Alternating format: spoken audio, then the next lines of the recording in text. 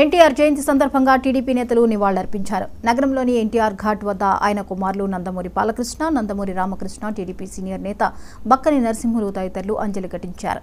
ఎన్టీఆర్ అంటే ఒక శక్తి అని, తెలుగువారికి ఆయన ఆరాధ్య దైవమన్నారు. సాధారణ రైతు కుటుంబంలో పుట్టిన ఎన్టీఆర్ తొలుత చదువుకే ప్రాధాన్యత ఇచ్చారని బాలకృష్ణ అన్నారు.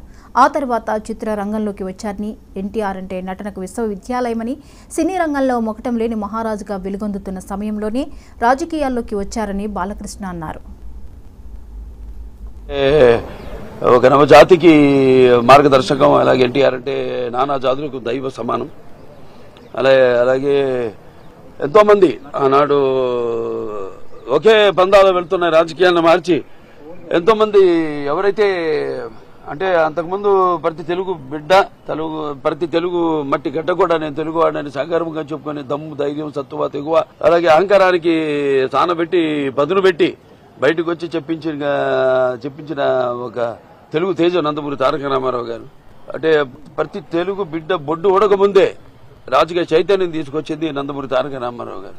ఎన్టీఆర్ అంటే